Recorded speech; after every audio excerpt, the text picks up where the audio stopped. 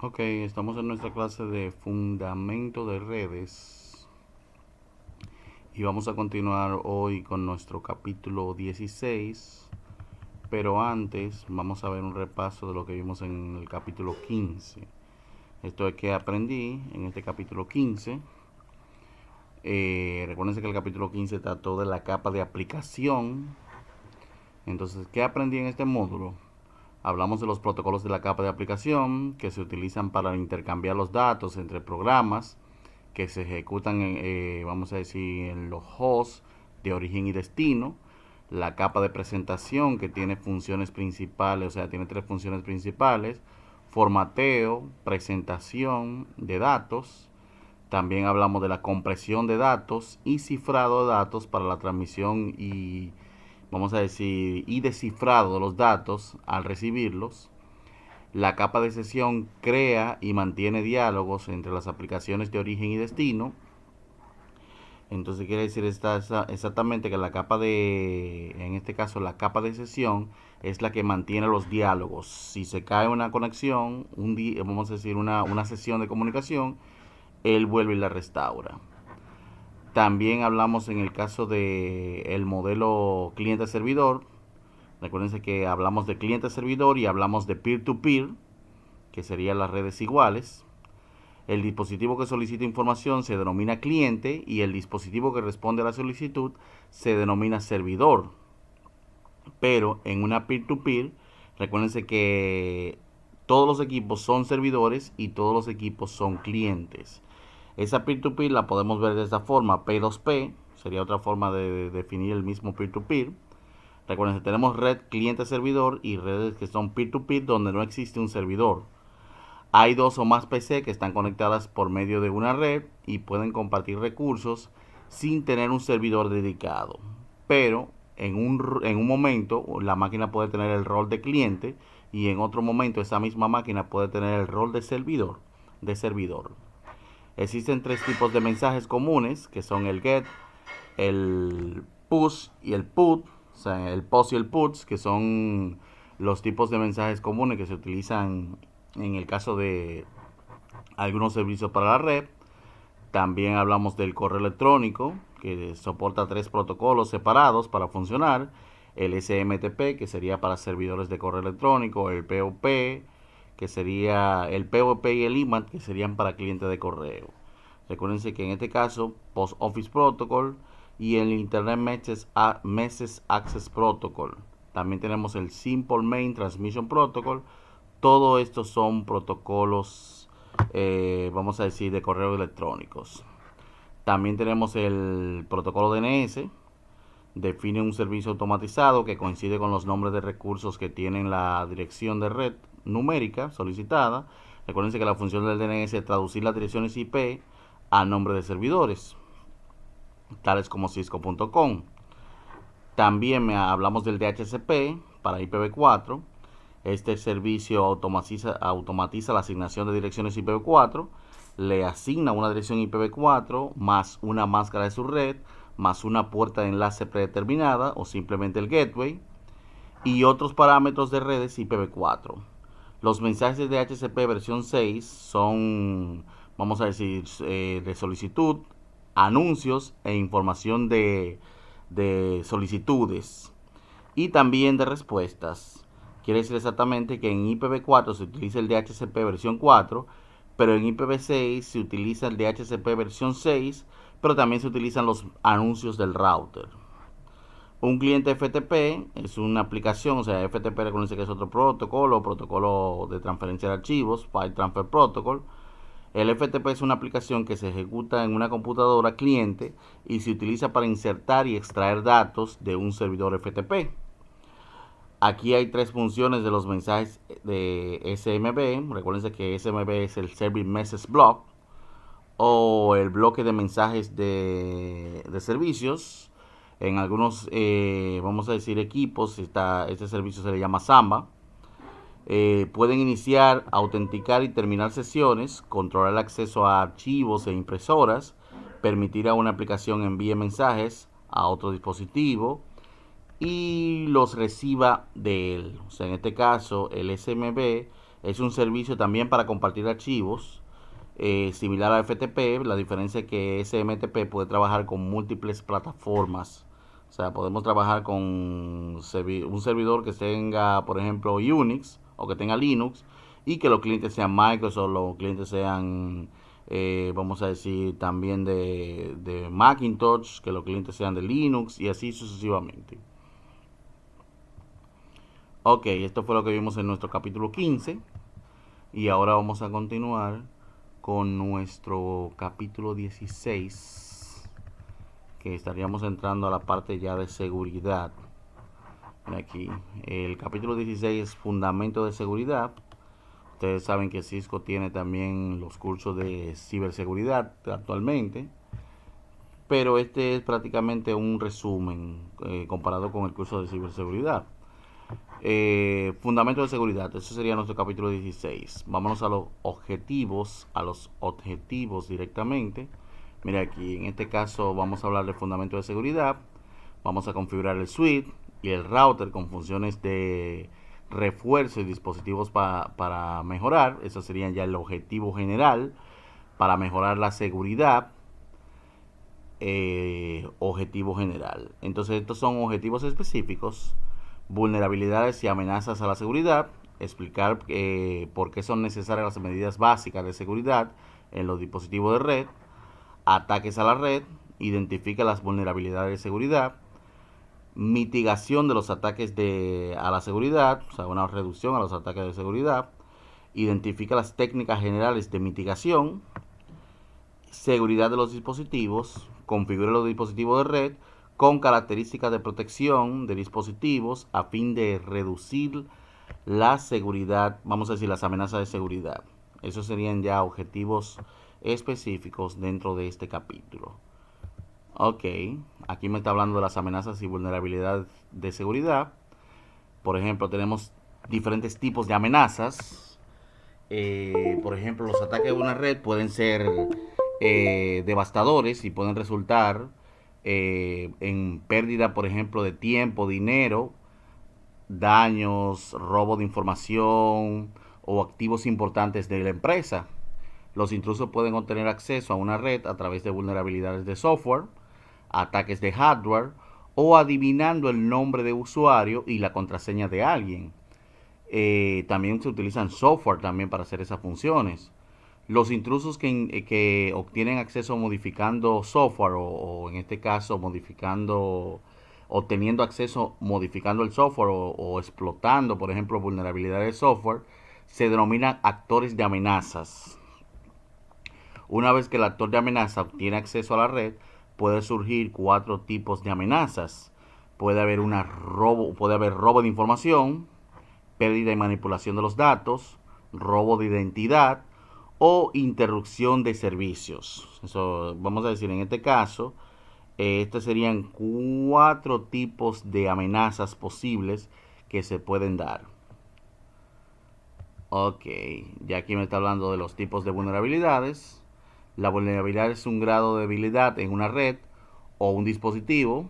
Algún grado de vulnerabilidad es inherente a los enrutadores, o sea, en este caso los routers, los conmutadores que son los switches, equipos de escritorio, servidores e incluso los dispositivos de seguridad. Por lo general los dispositivos de red que sufren ataques son terminales, como los servidores, las computadoras de escritorio. Existen tres vulnerabilidades o debilidades principales, que tenemos en este caso las vulnerabilidades tecnológicas, que pueden incluir debilidades del protocolo TCP/IP. Recuérdense que a nivel de TCP/IP se producen muchos tipos de ataques. En este caso, debilidades del protocolo TCP/IP, debilidades del sistema operativo y debilidades del equipo de red. También tenemos vulnerabilidades de configuración, que pueden incluir cuentas de usuario, vamos a decir cuentas de usuarios no seguras, cuentas de sistema con contraseñas fáciles de adivinar, servicios de internet mal configurados, configuraciones predeterminadas no seguras y equipos de red mal configurados. También tenemos vulnerabilidades de política de seguridad, que pueden incluir la falta de una política de seguridad escrita. Recuerden que las diferentes empresas deben tener ya una política una política de seguridad de la empresa, que debe estar definida por la empresa, qué se permite y qué no se permite a nivel de seguridad en la red. O sea, la política, la falta de continuidad, por ejemplo, de autenticación, los controles de acceso lógico no aplicados, la instalación de software y de hardware, los cambios que no siguen la política, un plan de recuperación ante desastres inexistente, o sea, no existe ningún mecanismo en caso de un evento. Entonces todo esto pueden ser vulnerabilidades. Recuérdense que incluso muchas empresas tienen políticas de si se va a instalar un programa, el departamento de, vamos a decir, de soporte técnico de seguridad de la empresa tiene que estar, vamos a decir, tiene que estar ya notificado de que se va a hacer esa instalación de un nuevo software. Las tres principales fuentes de vulnerabilidades pueden dejar a una red o a un dispositivo abierto a varios ataques, incluidos los ataques de código malicioso y ataques a la, vamos a decir, ataques de red. Ya aquí me está hablando de seguridad a nivel física. Recuérdense que a nivel de software debemos proteger la red, pero en primera instancia debemos pensar en la seguridad física. Si los recursos de red pueden verse físicamente comprometidos, un actor de amenazas puede negar el uso de los recursos de la red. Las cuatro clases de amenazas físicas son las siguientes. Tenemos amenazas de hardware, porque puede ser que el hardware sea atacado directamente o incluso hasta robado. Esto incluye daños físicos a servidores, routers, switches, plantas de cableado, estaciones de trabajo. Podemos tener amenazas ambientales. Esto incluye temperaturas extremas, demasiado calor, demasiado frío, por ejemplo. O puede ser humedad extrema, demasiado húmedo, demasiado seco. O sea, sería un inconveniente para los equipos electrónicos. Tenemos también amenazas eléctricas. Esto incluye picos de voltaje. O sea, en este caso se incluirían diferentes fluctuaciones con la energía eléctrica. Por ejemplo, pico de voltaje, voltaje de suministro insuficiente, o sea, caída del voltaje, energía no condicionada, o sea, vamos a decir, produce ruido en el medio, o una pérdida total de la energía, que sería un apagón. Esto pueden ser amenazas a nivel eléctrico. Ahora tenemos amenazas de mantenimiento. Esto incluye un manejo deficiente de los componentes eléctricos clave, descarga electromagnética, falta de respuesta vamos a decir, de repuestos críticos, cableado deficiente y etiquetado deficiente. Se debe crear o implementar un buen plan de seguridad física para abordar estos problemas. O sea, recuérdense que esto es como tener, vamos a decir, un plan estratégico en caso de que se presente algún evento. Es como se dice en muchos casos, el plan B, o como le llaman también un plan de contingencia. Ok, ya aquí me está hablando de los ataques de red. Tipos de malware. Recuerden, cuando hablamos de malware nos referimos a un software malicioso, un programa que se creó con una mala intención. El malware es una abreviatura de software malicioso. Es un código o software diseñado específicamente para dañar, interrumpir, robar, infringir acciones malas o ilegítimas en los datos, puede ser en los hosts, en las computadoras, por ejemplo, o en las redes. Los siguientes son tipos de malware, por ejemplo, los mencionados a continuación. Por ejemplo, tenemos los virus. Un virus, vamos a decir, un virus informático es un tipo de malware que se propaga insertando una copia en sí mismo. Claro, ese tipo de virus que nosotros, que se pueden reproducir en las redes, generalmente se conocen con el término de gusanos. Pero existen diferentes tipos de virus.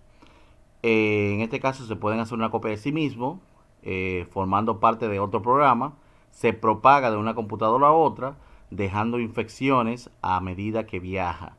Generalmente ese tipo de virus se conocen como gusanos.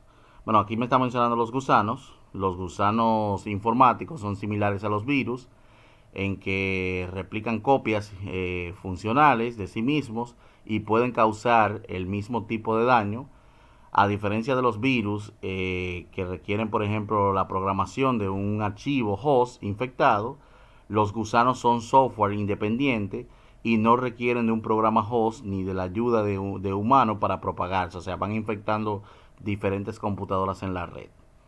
También tenemos los troyanos, o lo que se conocen como los caballos de Troya. Esto es un software dañino que parece un programa legítimo en la red. A diferencia de los virus y de los gusanos, los caballos de Troya no se reproducen al infectar otros archivos. Vamos a decir, te autorreplican. En este caso, los caballos de Troya, o sea, no hacen esa función de autorreplicarse. Los caballos de Troya deben vamos a decir, extenderse a través de la interacción del usuario, como abrir un archivo adjunto de un correo electrónico o descargar, ejecutar el archivo desde internet, etcétera, etcétera. Muchos tipos de virus son de esta forma, que ustedes tienen que realmente ejecutarlo para que pueda, vamos a decir, propagarse en la red. Se da el caso, por ejemplo, que la mayoría de aplicaciones en Windows, muchos virus se pueden ejecutar de manera automática, pero hay otros virus que tienen que ejecutarlo el usuario. Entonces, por eso hay mucho menos vulnerabilidad, por ejemplo, en los sistemas operativos de Linux, porque todos los virus usted tendría que ejecutarlo. Mientras que hay algunos que sí se pueden ejecutar automáticamente con script en el caso de Windows. Ataques de reconocimiento. Además de los ataques de código malintencionado, es posible que las redes sean presa de diversos ataques de red. Los ataques de red pueden clasificarse en tres categorías principales. Ataque de reconocimiento, que sería el descubrimiento y el mapeo de sistemas, servicios o vulnerabilidades. Tenemos los ataques de acceso, la manipulación no autorizada de datos, acceso al sistema o privilegios de usuario. Tenemos también la denegación de servicio, que en este caso sería la desactivación o corrupción de redes, sistemas o servicios. La denegación de servicios sería no permitir el acceso a usuarios legítimos a un servidor, por ejemplo. Para los ataques de reconocimiento, los actores de amenaza externos pueden usar herramientas de Internet, como las herramientas de NSLOOKUP o de WHOIS, para determinar fácilmente el espacio de direcciones IP asignado a una determinada corporación o una entidad. Después de determinar el espacio de direcciones IP, el actor de amenazas puede entonces hacer ping a las direcciones IP disponibles públicamente para identificar las direcciones que están activas. Ok, ya aquí me está hablando de los ataques de acceso.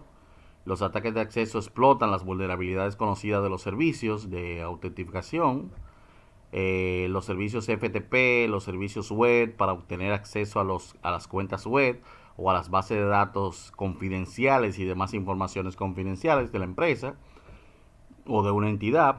Los ataques de acceso se pueden clasificar en 4 categorías. Tenemos los ataques de contraseña, implementan usando fuerza bruta, o sea, algún software de fuerza bruta. Puede ser troyanos o puede ser rastreadores de paquetes. También otro tipo de ataque sería explotación de confianza. Un actor de amenazas utiliza privilegios no autorizados para obtener acceso a un sistema, posiblemente comprometiendo el objetivo. También tenemos el redireccionamiento de puerto. Un actor de amenaza utiliza el sistema, vamos a decir en este caso, un sistema comprometido como base para ataques contra otros objetivos. Por ejemplo, un actor de amenaza que usa SSH, que el SSH tiene usa el puerto 22 para conectarse a un host, vamos a decir a un host A comprometido. El host B confía en el host A, por lo tanto el actor de amenaza puede usar el telnet, el puerto 23, para acceder a él. O sea, quiere decir exactamente que prácticamente él hace como un cierto camuflaje, se hace pasar por un equipo que sea conocido.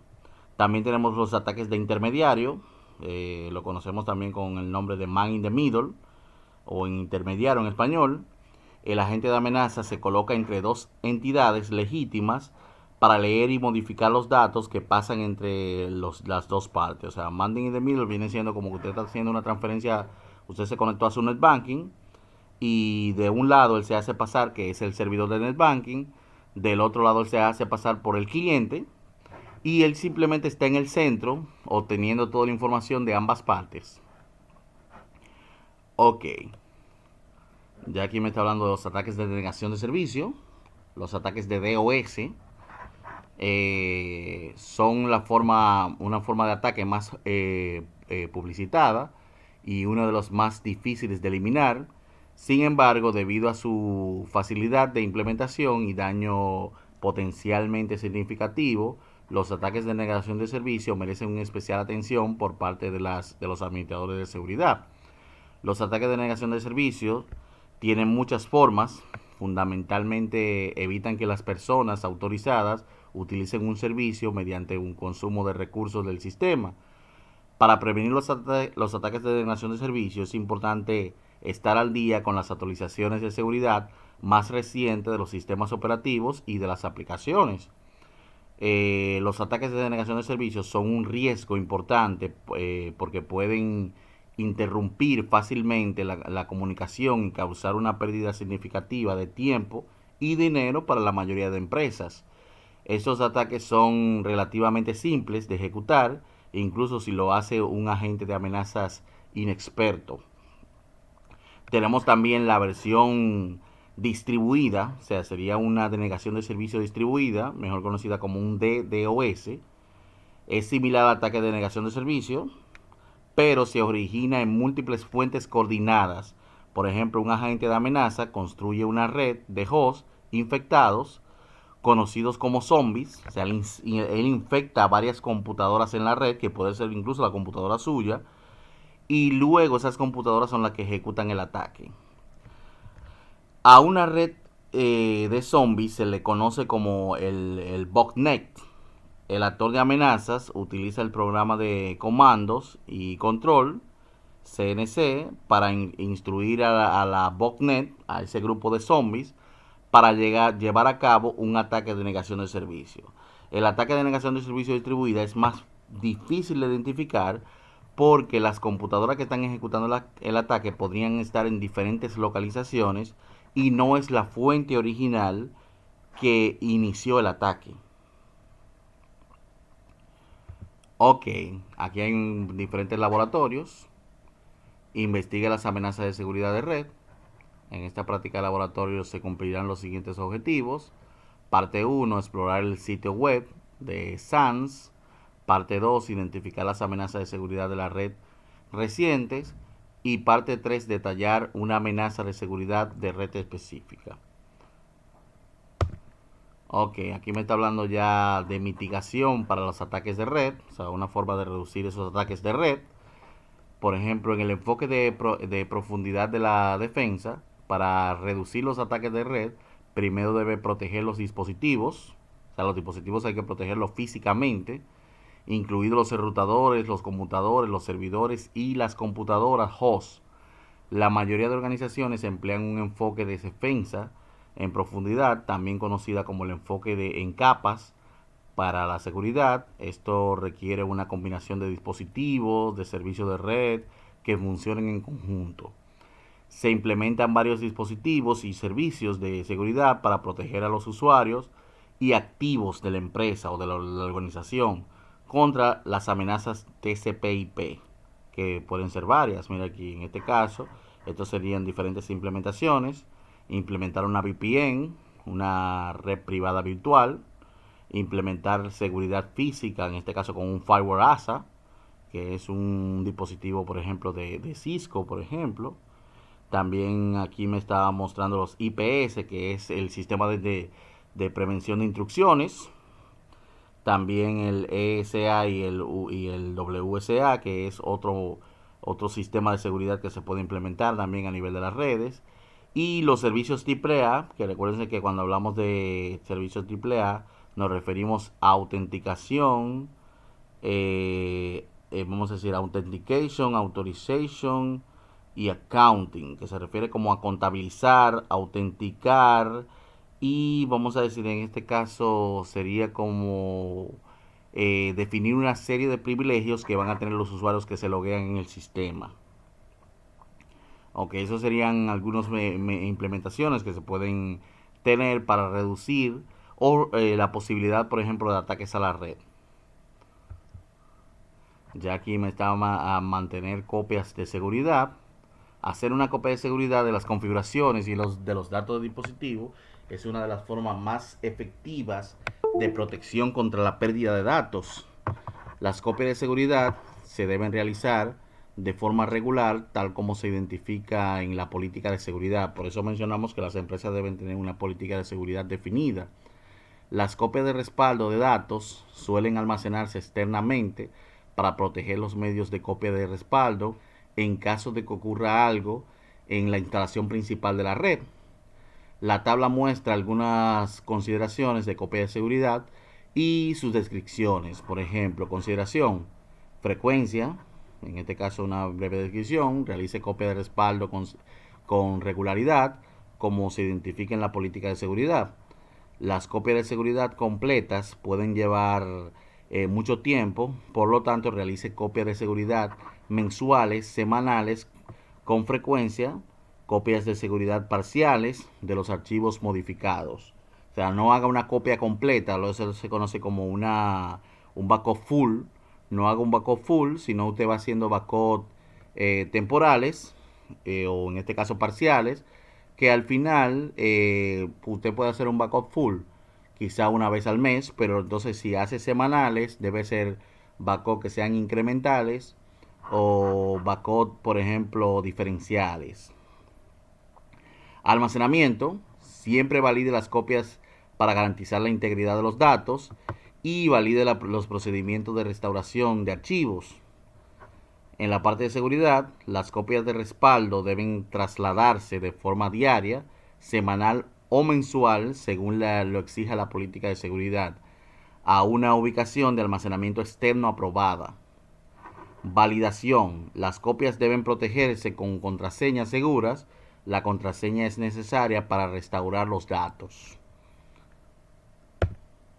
Ok, aquí está mejorar, actualizar y parchar. Esto ya de parchar se refiere mucho a los sistemas operativos. La mayoría seguro ha escuchado este término de parches. A medida que se publica un nuevo malware, o sea, un nuevo software malicioso, las empresas deben mantenerse al día con las versiones más recientes de los software antivirus. O sea, la manera más eficaz de reducir un ataque de gusanos consiste en descargar las actualizaciones de seguridad del proveedor del sistema operativo y aplicar parches a todos los sistemas vulnerables. Recuerden que los parches son como ese parche que trae para tapar ese hoyo, esa inseguridad que puede tener un sistema. Una solución para la administración de parches de seguridad críticos es asegurarse que todos los sistemas finales descarguen actualizaciones automáticamente. Claro que para muchos usuarios tener ya que las actualizaciones se descargan automáticamente, tendrían que tener buen espacio en el disco, porque a veces esas actualizaciones de seguridad pueden entonces llenarnos nuestro sistema de almacenamiento. Ok, autenticar, autorizar y contabilizar, estos son los servicios AAA. La autenticación, bueno, sí, las tres palabras eran authentication, authorization y accounting. Pero aquí está en español: autenticar, autorizar y contabilizar. Los servicios de seguridad de red de autenticación, autorización y contabilización, o sea, mejor conocido como AAA, proporcionan un marco principal para configurar el control de acceso en un dispositivo de red. La AAA es una forma de controlar quién tiene permitido, o sea, quién tiene permiso a acceder a una red. Eso sería la autenticación. Qué acciones realizan mientras accede a la red, que eso sería autorización. Qué autorización tiene ese usuario. Y hacer un registro de lo que hizo ese usuario mientras se encontraba allí. En este caso se trata del accounting, que es la contabilización. El concepto de AAA es similar al uso de una tarjeta de crédito. La tarjeta de crédito identifica quién la puede utilizar y cuánto puede gastar ese usuario, porque también está registrado ahí. Lleva un registro de los elementos en los que el usuario gastó el dinero. Por eso se dice que la autenticación AAA es muy parecido al uso de la tarjeta. También tenemos los cortafuegos. Los cortafuegos son firewall. Recuerden que un firewall podría ser un software, pero un firewall también podría ser un hardware. Entonces, en este caso, los cortafuegos me están mostrando unos dispositivos físicos.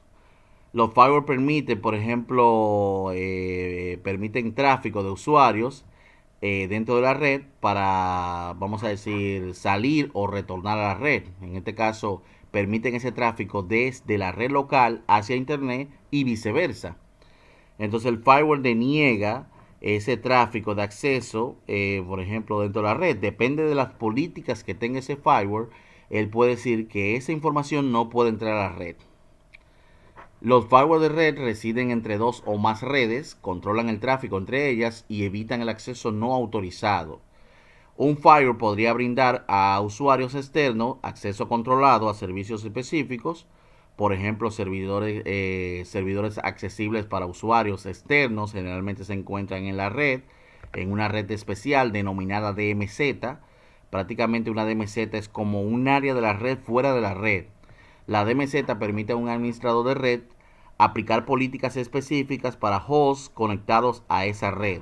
Prácticamente si se debe acceder desde afuera, o sea, es como tener esa red, ese DMZ es como un área donde se van a acceder ciertos servidores sin tener que comprometer la información de la empresa que se encuentre en la red local. La red local estaría en una red más segura, la red corporativa, mientras que esos servidores que se tienen que acceder obligatoriamente desde Internet estarían en un área aparte de la red y se le implementa también política de seguridad independiente de la red local. El DMZ se conoce como una zona desmilitarizada. Bueno, ese es el término de DMZ real. Por ejemplo, la zona desmilitarizada sería un área donde está libre de, vamos a decir, de todo tipo de armamento. Estoy hablando ya de una guerra real. La zona desmilitarizada es un área vamos a decir, donde ambos bandos se alejan a cierta distancia y esa zona queda desmilitarizada. El concepto ahora se utiliza para las redes, para definir que es parte de la red, pero es un área donde tienen accesos usuarios que se encuentran en la red pública de Internet. Ya aquí me está hablando de los tipos de cortafuegos o los tipos de firewall. Los productos de firewall vienen empaquetados en varias formas. Estos productos utilizan diferentes técnicas para determinar qué se permite o negará el acceso a una red. Entre otros se incluyen, por ejemplo, el filtrado de paquetes, evita o permite acceso basado en direcciones IP o direcciones MAC, filtrado de aplicaciones, evita o permite acceso a tipos de aplicaciones específicos según los números de puerto, filtrado de URL, evita o permite acceso a sitios web basados en las direcciones de internet. O sea, recuérdense que una URL viene siendo como www.cisco.com o palabras claves específicas. También puede ser inspección de paquetes con estado, SPI. Los paquetes entrantes deben ser respuestas legítimas a solicitudes de los hosts internos. Los paquetes no solicitados son bloqueados a menos que se permite específicamente. SPI también puede incluir la capacidad de reconocer o filtrar tipos específicos de ataques, como la denegación de servicios. Ok, aquí me está hablando de puesto final de seguridad. Una terminal o un host es un sistema de computación o un dispositivo individual que actúa como un cliente de red. Las terminales comunes son PC, o sea, pueden ser computadoras portátiles, computadoras de escritorio, podrían ser servidores, teléfonos inteligentes y tabletas. La seguridad de los dispositivos terminales es uno de los trabajos más desafiantes para un administrador de red, ya que incluye vamos a decir, a la naturaleza humana. Las empresas deben aplicar políticas bien documentadas y los empleados deben estar al tanto de esas reglas. Porque, por ejemplo, si en la red no se permite que se instalen software sin autorización, los usuarios tienen que saber que no se permite instalar esos software sin autorización. Se debe capacitar a los empleados sobre el uso correcto de la red. En general, estas políticas incluyen el uso de software antivirus, la prevención de intrusión de hosts, Las soluciones más integrales de seguridad de terminales dependen del control de acceso a la red. Se pueden establecer también políticas de lista de acceso que se pueden incluir, pero recuérdense que todo debe estar basado en la política de esa entidad. Seguridad de dispositivos. Cisco Auto Secure. La configuración de seguridad se establece en valores predeterminados cuando se instala un nuevo sistema operativo a un dispositivo. En la mayoría de casos, ese nivel de seguridad es suficiente. Para los routers de Cisco, la función Cisco Auto Secure se puede utilizar para ayudar a proteger el sistema. Además, existen algunos pasos simples que se deben seguir y que se aplican a la mayoría de los sistemas operativos. Se deben cambiar de inmediato los nombres de usuario y las contraseñas predeterminadas. O sea, si usted compró un equipo y el equipo trajo una contraseña y un nombre de usuario, debe cambiarlo automáticamente, o si el sistema también lo tiene. Se debe registrar el acceso a los recursos del sistema solamente a las personas que estén autorizadas a utilizar dichos recursos.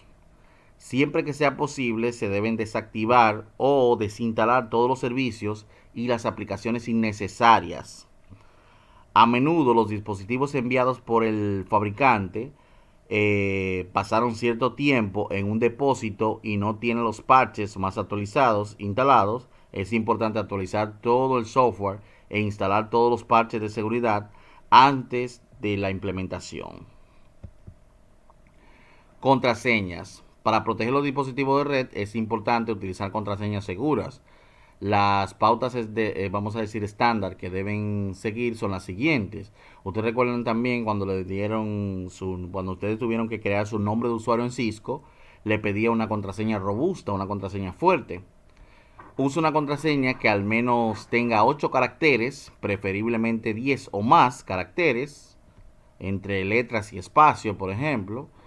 Crea una contraseña compleja, incluye una combinación de letras mayúsculas, minúsculas, números, símbolos, espacios, si están permitidos, por ejemplo. Evite las contraseñas basadas en la repetición, las palabras comunes de diccionario, la secuencia de letras o números, por ejemplo, los nombres de usuario, o sea, el mismo nombre de usuario que sea la contraseña, no es una buena idea. Los nombres de parientes o mascotas, información biométrica como fechas de nacimiento, números de identificación, nombres vamos a decir, antepasados u otra información que pueda ser fácilmente identificable. Escriba una contraseña con vamos a decir, con errores de ortografía a propósito. Por ejemplo, Smith, cámbielo por Smith. O escriba, por ejemplo, 5M, o sea, por Smith, usted cambia la S por un 5 y en este caso la Y la puso, o la Y la puso como mayúscula. O seguridad, y fíjense cómo lo escribieron, seguridad lo escribieron con un 5, le cambiaron la I por un 1 y así sucesivamente. Eso sería una forma de poner la contraseña segura, aún escribiendo quizá algo que sea sencillo. Cambie las contraseñas con frecuencia. Si una contraseña se ve comprometida, sin saberlo, la ventana de oportunidad para que el actor de amenaza use la contraseña es limitada. O sea, en este caso, siempre para diferentes recursos use diferentes contraseñas. No anote las contraseñas y las deje en lugares obvios, por ejemplo, en el escritorio o en el monitor, debajo de la computadora, porque también existen vamos a decir, los ingenieros sociales, que son personas que a veces están hurgando, para buscar información pertinente de los usuarios. Entonces, si usted anotó la contraseña quizá debajo del teclado, la dejó debajo del teclado, puede ser usada. Los routers Cisco se ignoran los espacios iniciales para las contraseñas, pero no ocurre lo mismo con los espacios que se le asignan al primer carácter. Por lo tanto, un método para crear una contraseña segura es utilizar la barra espaciadora, o sea, espacios, y crear una frase compuesta de muchas palabras. Esto se conoce como frase de contraseña. Una frase de contraseña suele ser más fácil de recordar para una persona que una contraseña simple. Además es más larga y más difícil de adivinar o más difícil de descifrar.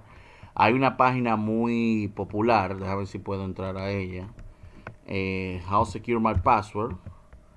How Secure My Password. O sea, hay diferentes páginas, pero vamos a entrar a esta. O sea, que me ayudan a identificar qué tan segura es mi contraseña. Mira, por ejemplo, yo voy a poner una contraseña simple como María. Y aquí me dice, ¿qué tan segura? Mira, esa contraseña te la van a adivinar instantáneamente. Porque yo estoy poniendo una palabra, un nombre común. Me la van a adivinar, o sea, con un software, me la van a adivinar rápidamente. Pero fíjense que yo hago, yo voy a combinar ahora un poco María, voy a ponerle María con una M mayúscula. Y le voy a poner una arroba en vez de una A. Y voy a terminar IA. Y me dice, mira que aquí por lo menos van a durar 33 milisegundos. Bueno, van a durar un poco más. Pero si le voy a agregar, por ejemplo, le agrego 1, 2, 3, 4, 5, 6. Me dice que por lo menos, mira aquí, van a tardar 5 años. La contraseña que yo he puesto, realmente, déjame ver si puedo, déjame colocarla aquí. La contraseña que yo he puesto hasta ahora fue María 1, 2, 3, 4, 5, 6. Él la considera que por lo menos van a tardar 5 años. Ahora, si la combinamos más, imagínense que le deje un espacio y que le deje 1, 2, 3, 4, 5, 1, 2, 3 espacio, se va a complicar un poco más. Vamos a ver si puedo hacerlo. María me está ocupando estas 3. Voy a dejarle un espacio ahí. Estas 5, perdón. Espacio. Y entonces, después las demás 3. 1, 2, 3. Le dejo otro espacio. Y mira aquí, me dice que voy a durar. Bueno, aquí se me puso mucho. 400 millones de años. No, 400 millones de años. 400 millones de años, sí, esa sería la palabra. Entonces, en este caso, fíjense que la contraseña, simplemente dejando espacio, poniendo caracteres especiales, se complica un poco más. Muy parecida a la contraseña que Cisco les recomienda que pongan al crear su cuenta de usuario de Cisco. Ok, la página How Secure My Password. Seguimos con la con seguridad de contraseña adicional. Hay varios pasos que se pueden tomar para ayudar a garantizar que las contraseñas permanezcan secretas en el enrutador o el conmutador, o sea, en el router o en el switch de Cisco, incluidas cifre todas las contraseñas de texto. Ya esta parte la recordamos con el comando especial Service Password Encryption. Podemos encriptar todas las contraseñas. Establezca una longitud mínima de contraseña aceptable con el comando Secure Password MinLength, que con este comando ustedes le están especificando la longitud mínima de caracteres. Detenga los ataques que adivinan, por ejemplo, las contraseñas de fuerza bruta con el comando, o sea, en este caso el comando Block4. Vamos a decir, en este caso usted le especifica entre signos de número un número de intentos. Y también dentro vamos a decir, en este caso, sería un número determinado de intentos. Y también en este caso, ¿qué pasaría si se bloquearía el sistema automáticamente después de esa cantidad de intentos? Mira aquí, me está poniendo login, o sea, login, block 4, 120, vamos a decir en este caso por 120 intentos, 3 dentro de 60 segundos. O sea, si se cumplen esas condiciones, que sean en este caso 3 intentos dentro de 60 segundos fallidos, entonces el sistema automáticamente se va a bloquear. Se va a bloquear en este caso por 120 segundos, por ejemplo. Ahora, usted podría poner que depende de las condiciones, que el sistema, por ejemplo, se bloquee totalmente después de cierta cantidad de intentos. Deshabilite el acceso del modo privilegiado inactivo después de un periodo de tiempo específico con el comando exec timeout. Ok, ya aquí me está hablando de habilitar el SSH. Es posible configurar el dispositivo Cisco para admitir SSH mediante los siguientes pasos. configure un nombre de host del dispositivo único. Un dispositivo debe tener un nombre de host único, distinto al predeterminado. Recuerden que el equipo puede traer un nombre de usuario predeterminado, pero se recomienda que usted lo cambie. Paso 2. Es posible configurar el nombre de dominio IP. Configura el nombre de dominio IP de la red utilizando el comando, vamos a decir, del modo de configuración global, IP Domain Name. Generar una clave para cifrar el tráfico SSH. En este caso, SSH cifra el tráfico entre el origen y el destino. Sin embargo, para ello se debe generar una clave de autenticación única mediante el comando de configuración global CryptoKey Generate RSA Generate Key. En este caso, vamos a decir el módulo, o en este caso sería la cantidad de bits.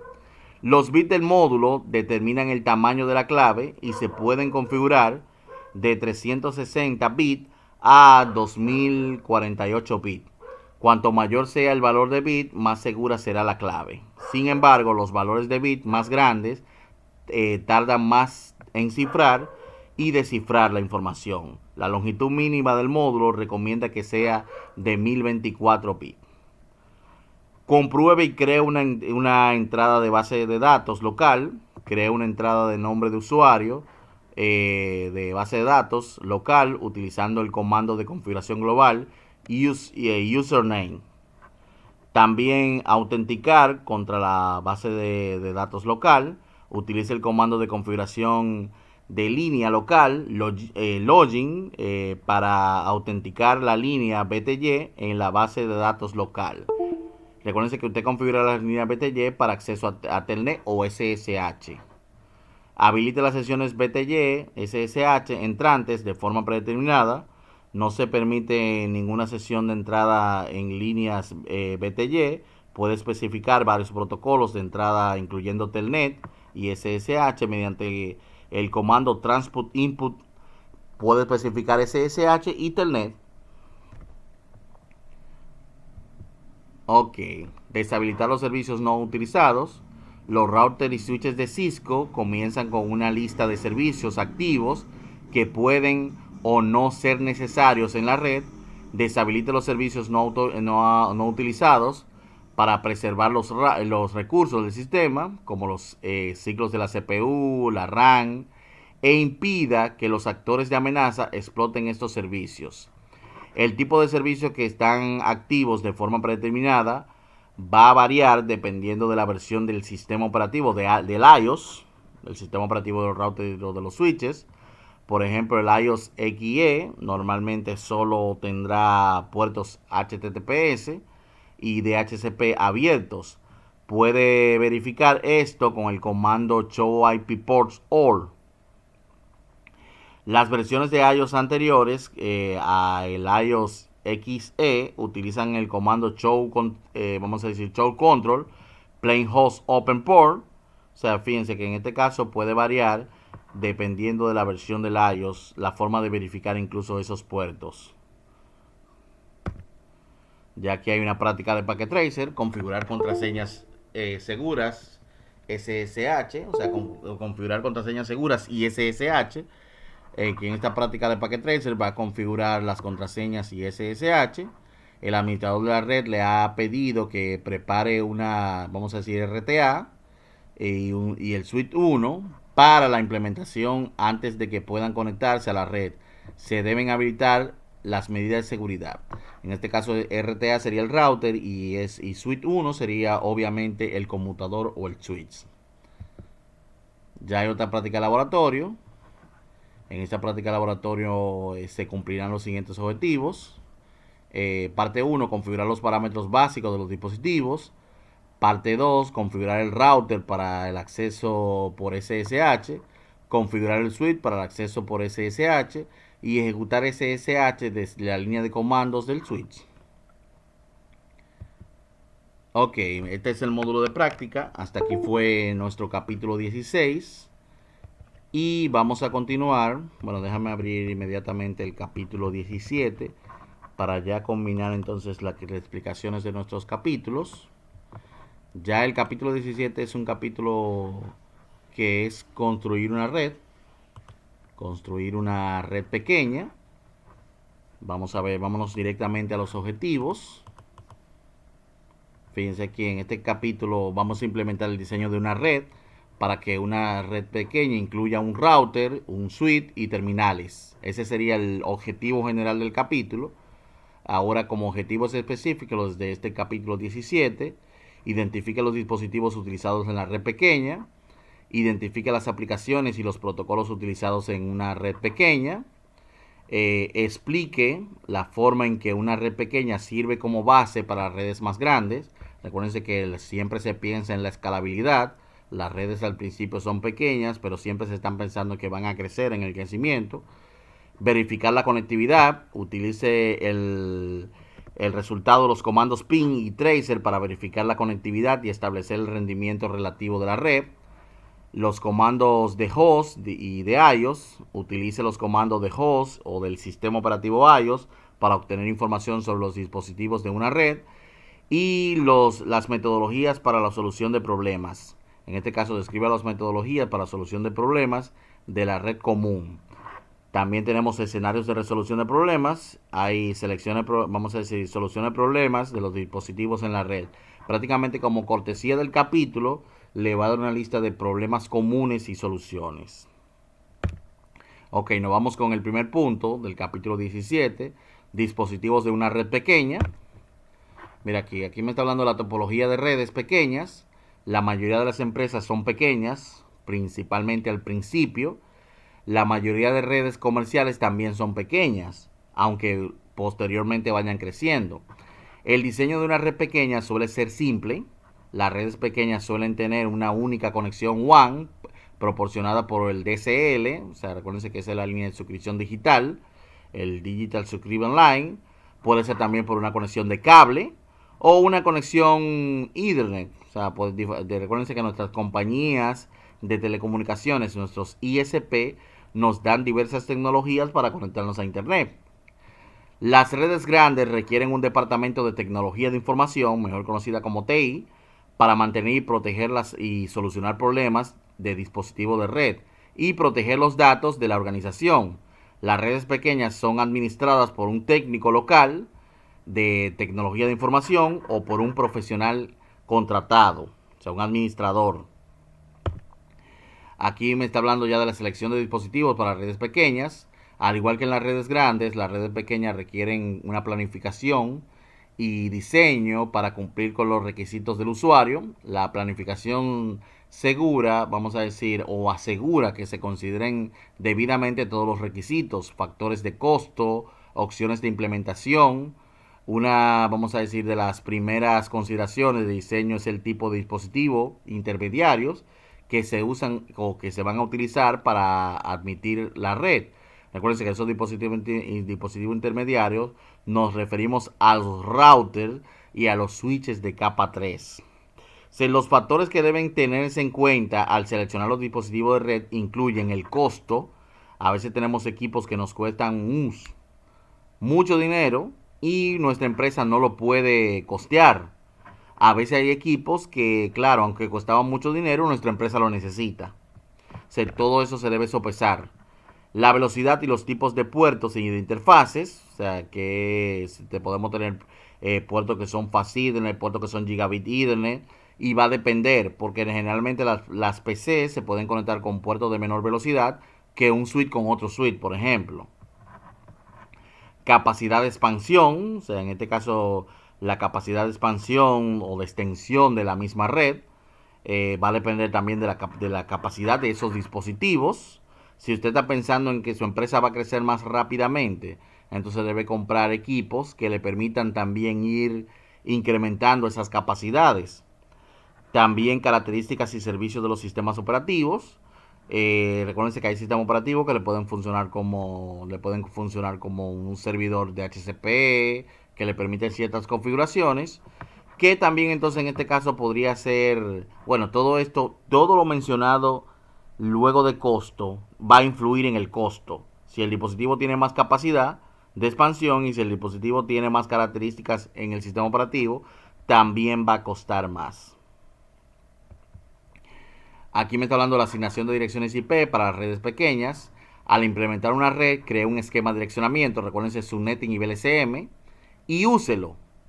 Todos los hosts y dispositivos dentro de una red interna deben tener una dirección única. Por eso se hace ese esquema de direcciones. Entre los dispositivos que se incluirán en el esquema de direccionamiento IP se incluyen los siguientes: dispositivos de usuarios finales, número y tipo de conexiones, es decir, el cable inalámbrico, acceso remoto, por ejemplo, servidores y dispositivos periféricos, por ejemplo, impresoras, cámaras de seguridad, y dispositivos intermediarios que incluyen los switches y los puntos de acceso, incluso también están incluidos los routers ahí. Se recomienda planificar, documentar y mantener un esquema de direccionamiento IP basado en el tipo de dispositivo. El uso del esquema de direccionamiento IP planificado facilita la identificación del tipo de dispositivo y la solución de problemas. Ya aquí me está hablando de la redundancia en las redes pequeñas. Para mantener un alto grado de confiabilidad se requiere redundancia. Recuérdense que redundancia es tener rutas alternativas.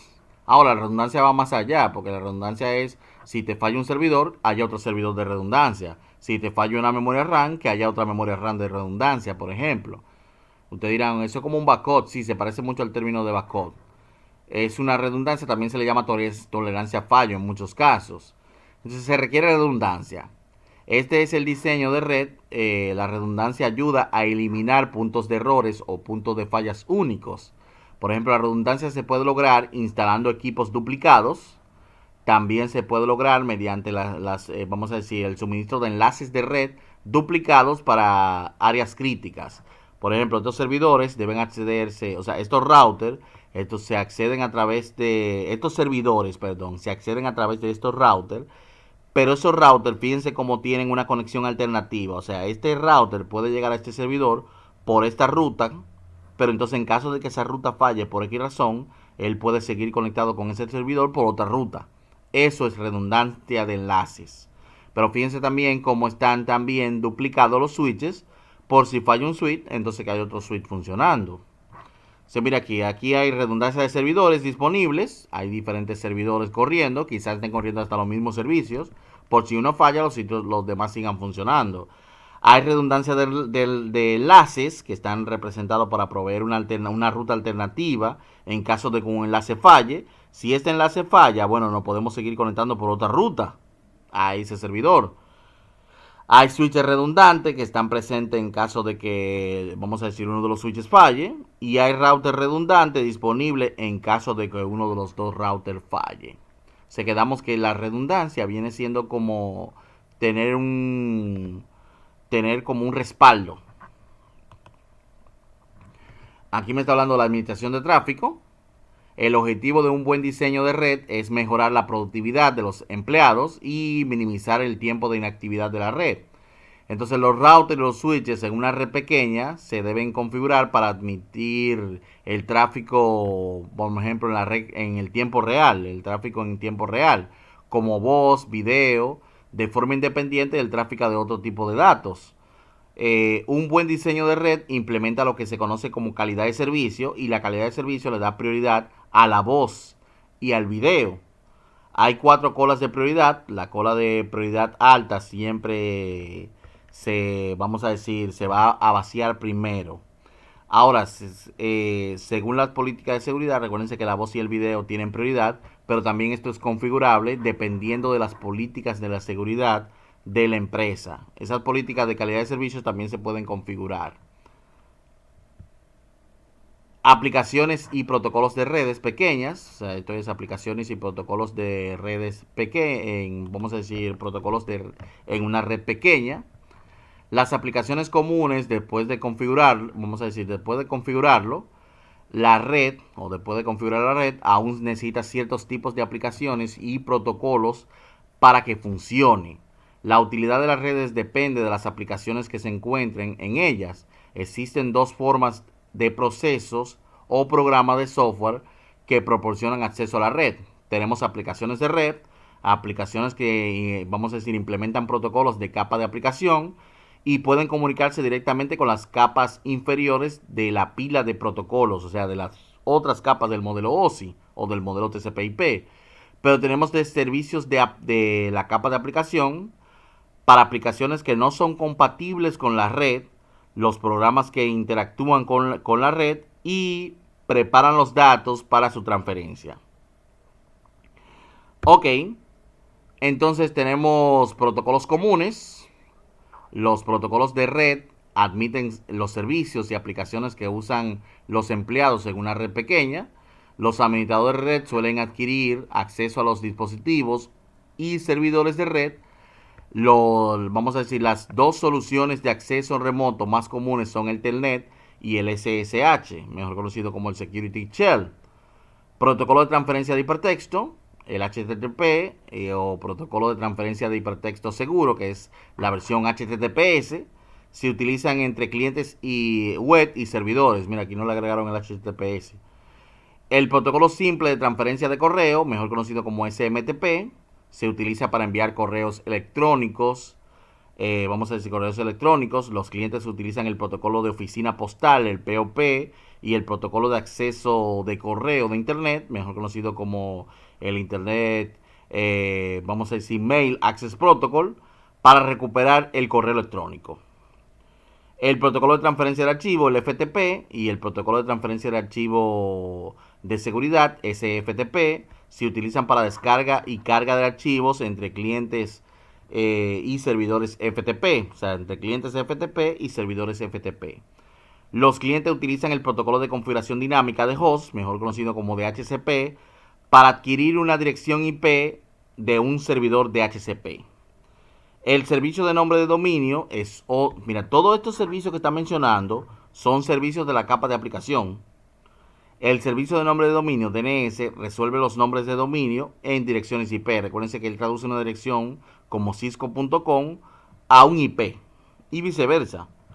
Nota, un servidor podría proporcionar varios servicios de red. Por ejemplo, un servidor podría ser un servidor de correo electrónico, podría ser un servidor FTP y podría ser también, vamos a decir, el que permite esa conexión SSH. Aquí me está hablando de protocolos comunes.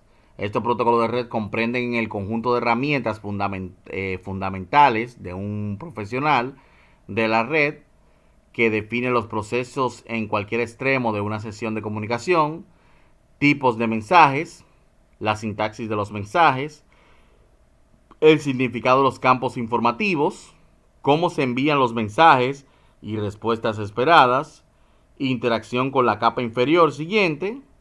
Muchas empresas han establecido una política de uso de versiones seguras, por ejemplo SSH, SFTP, HTTPS, que son las versiones seguras de cada uno, o sea, SSH por Telnet, SFTP por FTP y HTTPS por HTTP.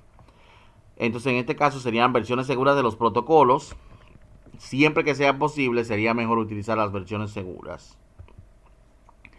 Aplicaciones de voz y video. Las empresas actuales utilizan cada vez más la telefonía IP y los medios de transferencia para comunicarse con clientes y socios comerciales, además de permitir que los empleados trabajen de forma remota. Prácticamente la comunicación a distancia se ha vuelto, o la videollamadas se ha vuelto cada vez más común. Incluso ustedes saben que ustedes están tomando clases a distancia, muchos empleados se están conectando a la empresa a distancia y así sucesivamente. El administrador de la red debe asegurarse de que se instalen los equipos adecuados en la red y que se configuren los dispositivos de red para asegurar la entrega según las prioridades. Los factores que, vamos a decir, un administrador de red pequeña debe tener en cuenta al admitir las aplicaciones en tiempo real sería la infraestructura, tiene capacidad y la capacidad para admitir aplicaciones en tiempo real. Esa sería la infraestructura de red. La voz sobre IP, o sea, la voz sobre IP suele ser menos costosa que la telefonía, vamos a decir en este caso, la telefonía IP es menos costosa que la telefonía tradicional, pero el costo de la calidad y las características también se agregan como ciertas adiciones. La telefonía IP, esto emplea servidores dedicados de control de llamadas y señalización. Y tenemos aplicaciones en tiempo real. La red debe admitir mecanismos de calidad de servicio, QoS, para minimizar los problemas de latencia, o sea, los retardos, protocolo de transporte de tiempo real, RTP, y el protocolo de control de transporte en tiempo real, mejor conocido como RTCP. Y dos protocolos que admiten, por ejemplo, aplicaciones en tiempo real. Aquí está hablándome del crecimiento hacia las redes más grandes. Por ejemplo, el crecimiento de redes más grandes, que en este caso le llamamos escalabilidad. El crecimiento es un proceso natural para muchas pequeñas empresas y vamos a decir, y sus redes deben crecer en consecuencia. Idealmente, el administrador de la red tiene suficiente tiempo de espera para tomar decisiones inteligentes sobre el crecimiento de la red en alineación con el crecimiento de la empresa. Para extender una red se requieren varios elementos: documentación de la red, topologías físicas y lógicas, llevar una documentación. El Packet Tracer es una excelente herramienta para usted ir documentando. Inventario de dispositivos, una lista de dispositivos que, vamos a decir, utilizan o conforman la red. Presupuesto, debe haber un presupuesto de tecnología de información detallado, incluido el presupuesto de adquisición de equipos para el año fiscal o el siguiente año, por ejemplo, o el año actual y también el siguiente año podría ser. Análisis de tráfico, se deben registrar los protocolos, las aplicaciones, los servicios y sus respectivos requisitos de tráfico, porque puede ser que quizá los equipos que tengamos actualmente están funcionando perfectamente. ¿Para qué adquirir otro equipo más costoso para que nos dé la misma función? O sea, debería ser adquirir nuevos equipos para tener nuevas funcionalidades. Estos elementos se utilizan para fundamentar la toma de decisiones que la compañía, vamos a decir, que acompaña lo que es el escalamiento de la red, que acompaña el escalamiento o la escalabilidad de una red pequeña. Análisis de protocolos. Es importante comprender el tipo de tráfico que cruza la red, así como el flujo de tráfico actual. Hay varias herramientas de administración de red que se pueden utilizar para este propósito. Para determinar los parámetros de flujo de tráfico es importante hacer lo siguiente: capturar el tráfico en horas de uso pico, o sea, cuando las redes de producción están en uso, para obtener una buena representación de los diferentes tipos de tráfico.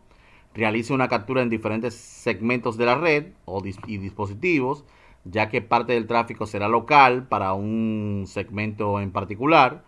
La información recopilada por el analizador de protocolos se evalúa de acuerdo con el origen y el destino del tráfico, con el fin vamos a decir, en este caso, con el tipo de tráfico que se envía. Este análisis puede utilizarse para tomar decisiones acerca de cómo administrar el tráfico de manera más eficiente. Recuerden que podemos utilizar diferentes herramientas que hay en el mercado para el análisis de la red. Una herramienta que siempre se ha mencionado aquí en el Cisco es el mismo Wichart, que es prácticamente una herramienta de capturadora y análisis de paquetes. Uso de la red por parte de los empleados. Muchos sistemas operativos proporcionan herramientas integradas para mostrar dicha información sobre la utilización de la red. Estas herramientas se pueden utilizar para capturar una instantánea de la información, como la siguiente. Puede ser el sistema operativo y la versión del sistema operativo. Puede ser la utilización de la CPU, la utilización de la RAM, utilización de las unidades, aplicaciones que no utilizan la red y aplicaciones de red. Documentar instantáneas para los empleados en una red pequeña durante un periodo de tiempo es muy útil para identificar los requisitos de protocolos en evaluación y los flujos de tráfico asociados. Ok, verificar la conectividad. Recuerden que tenemos los comandos PIN. Mira aquí el comando PIN para verificar conectividad. Podemos darle PIN a una dirección de internet, pero podríamos darle PIN a una dirección de un servidor. Podemos darle un PIN también a una página web.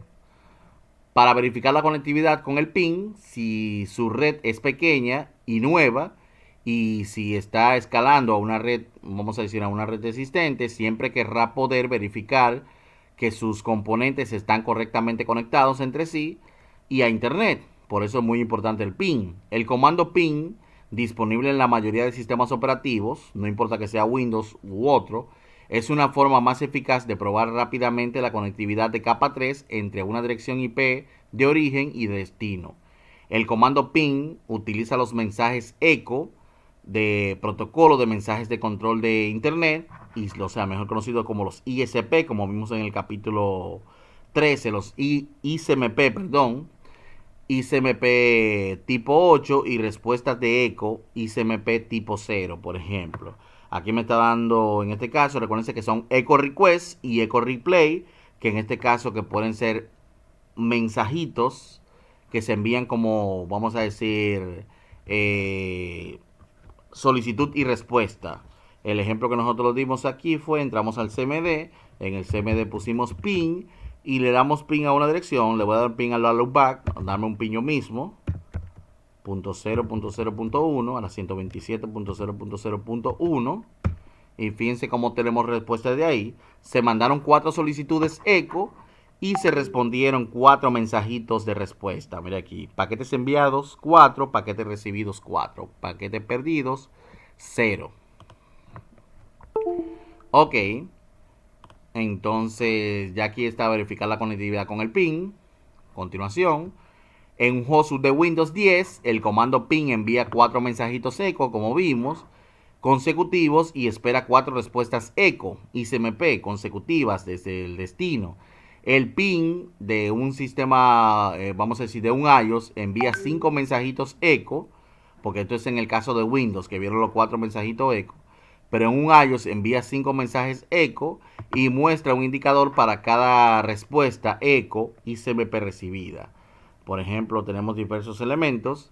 Por ejemplo, este signo de admiración, el signo de exclamación o de admiración indica que se ha recibido correctamente un mensaje de respuesta eco, válido, por ejemplo, o sea, válida una conexión de capa 3 entre origen y destino. El punto significa que el tiempo expiró en espera y el mensaje de respuesta, o sea, en este caso de un mensaje de respuesta eco.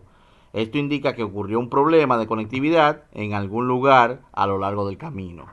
Y la U, en este caso una U mayúscula, indica que el router a lo largo de la ruta respondió con un mensaje de error ICMP tipo 3 de destino inalcanzable. Los mensajes, vamos a decir, las razones posibles incluyen que el router no conoce la dirección de red de destino o que no pudo encontrar el host en la red de destino. Nota, otras posibles respuestas del ping incluyen el Q, el M, también el signo de la I comercial. Sin embargo, el significado de estos está fuera del alcance de este módulo. Lo veremos más adelante. Ok, aquí me está hablando del ping extendido. Cisco iOS ofrece un modo extendido del comando ping. El ping extendido se ingresa en el modo de privilegiado, escribiendo ping sin una dirección IP de destino. A continuación se le darán varias indicaciones para personalizar el ping extendido. Por ejemplo, no, bueno, como se ve en la gráfica. Entonces, note, al presionar, o sea, al presionar Enter se aceptan los valores predeterminados, indicadores. El comando ping en IPv6 se usa para hacer ping extendidos, pero cuando la red sea IPv6. Si es IPv4, simplemente el ping. Verificar la conectividad con traceroute. Recuerden que el traceroute es para verificar las rutas. El comando ping es útil para determinar rápidamente si hay un problema de conectividad de capa 3. Sin embargo, no identifica dónde se encuentra el problema a lo largo de la ruta. Para esta actividad se utiliza el traceroute. Recuerden que en Windows sería el tracer. En el router sería traceroute. Esto puede ayudar a localizar áreas problemáticas de capa 3 en una red. Un rastreo proporciona una lista de saltos, o sea, la cantidad de saltos de router que tiene que pasar a lo largo de la ruta.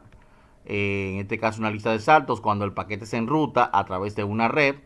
La sintaxis del comando trace varía, o sea, el comando rastreo va a variar entre sistemas operativos. Porque mira, aquí en Windows se ve el tracer y se le pone la dirección que usted quiere alcanzar, pero en el router sería tracer Bueno, sería trace row y se le pone la dirección que quiere alcanzar. En este caso la SAPC. Le va a mostrar los saltos que se tienen que alcanzar para llegar allá. Verificar la conectividad con el trace row.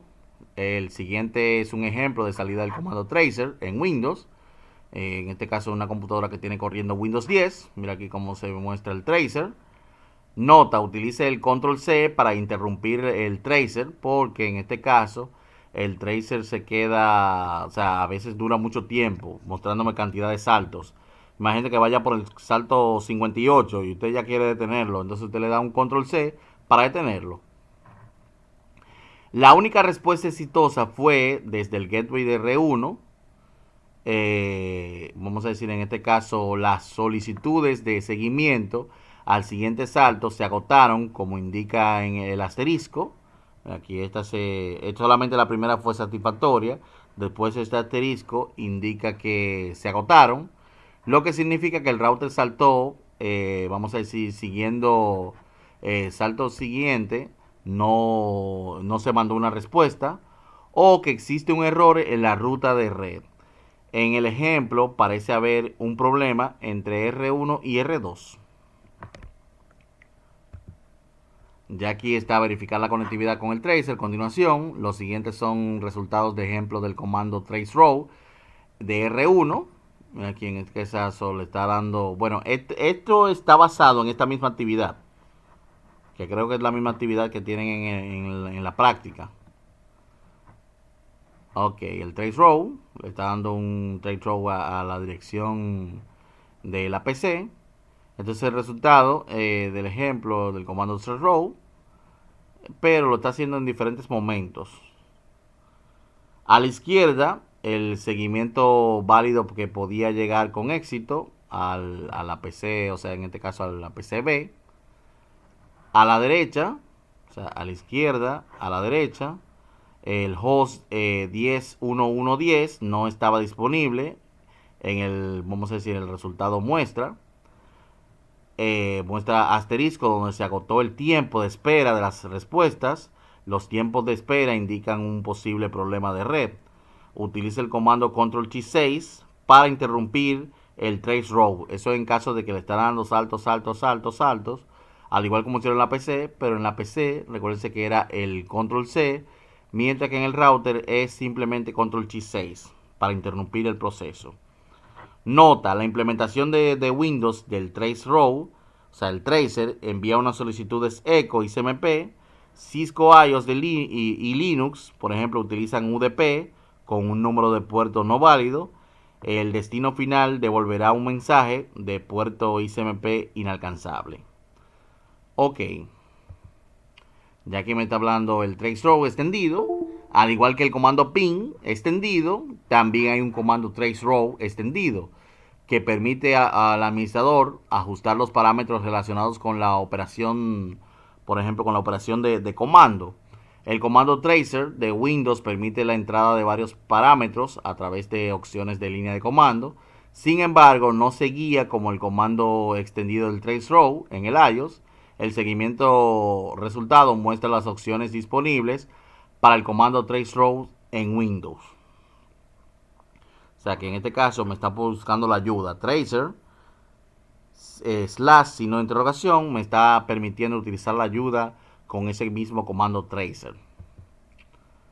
Esto es el trace entendido, la opción de tracerow entendido de iOS Cisco permite al usuario crear un tipo especial de seguimiento ajustando los parámetros relacionados con la operación del comando.